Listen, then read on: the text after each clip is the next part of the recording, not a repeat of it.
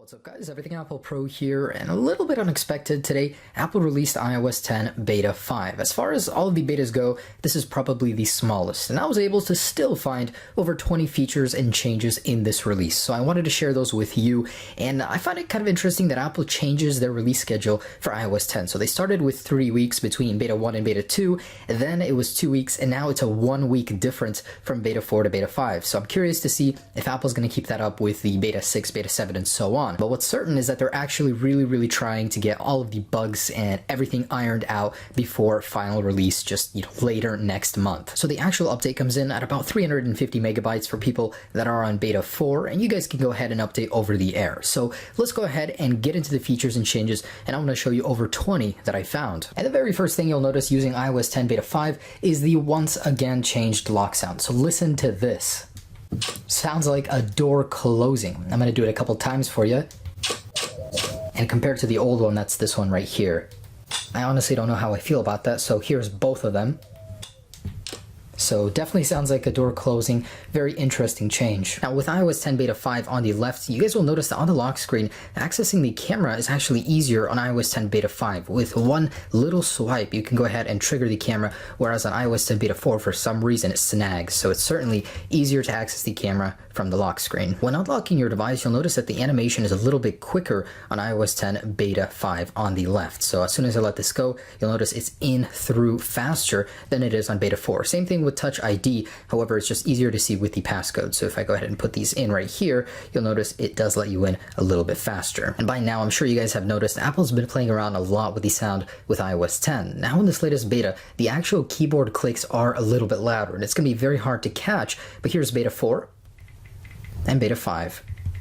So it almost sounds as if the tone is a little bit deeper, but that's not the case. These sounds are just a little bit louder when clicking on iOS 10 Beta 5. The moisture indicator screen on iOS 10 Beta 5 is a little bit different. So if I go ahead and get my connector a little bit wet, you'll notice that it's a little bit different now. Previously it did look like this, and now there is a slider for you to go ahead and dismiss it with a new iconography right there. In the control center, there is a new output icon. So if you guys go ahead and have it on the current output device, you'll notice it has changed from the headphones to little AirPlay logo. So it might confuse some people because it looks just like this one, but it now replaces the headphones. And going deeper, the actual icons for the iPhone have once again been replaced from white to a darker iPhone logo. And in settings, the home settings have been completely removed. So this category no longer exists underneath news. Previously, it was a little bit useless, I guess, so that's why they removed it. Now in general, if we go ahead and reset the actual home screen layout on both, you'll notice that Apple did change it in iOS 10 Beta 5. So now the Messages app has been replaced with the Mail app up here, so it's easier to access messages down here with a larger phone. Certainly makes more sense. And the weather has been replaced with Maps, so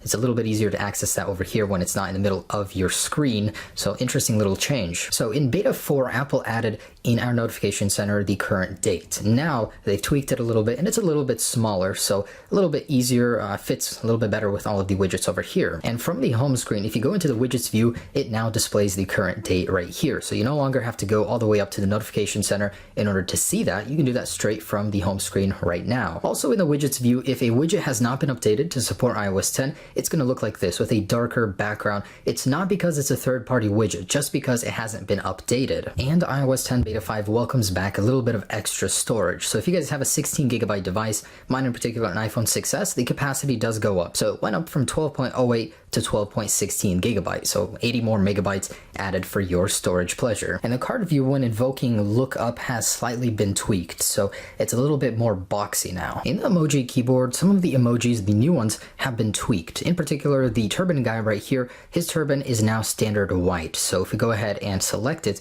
you'll see there's no more red turban. That has been replaced. When setting an alarm in the clock app, you now have an option to have no sound at all. A bit redundant, don't understand why that would be an option, but you can go ahead and wake up with no sound whatsoever in your alarm. In the home application, if we go ahead and try and customize it and choose a new wallpaper, there is a new wallpaper that replaces the old one. So it's some clay pots or something like that. Very interesting. In iOS 10 Beta 5 on the iPads, choosing the wallpaper has a new interface, and I'm not sure if this this is a bug, really. I'm not entirely sure about this, but it's much, much bigger. I can't seem to go to left or right, so this is what it looks like in beta 4 right here. So whether feature or bug, that is a change. iOS 10 beta 5 fixes an issue where if you were to disable the keyboard clicks and you want to go ahead and use your keyboard, it still has clicks. So for the space, the backspace, and shift keys, now that's no longer the case. So it's been fixed since. iOS 10 beta 5 will completely reprocess all of your facial recognition data. It must be an algorithm change or something like that,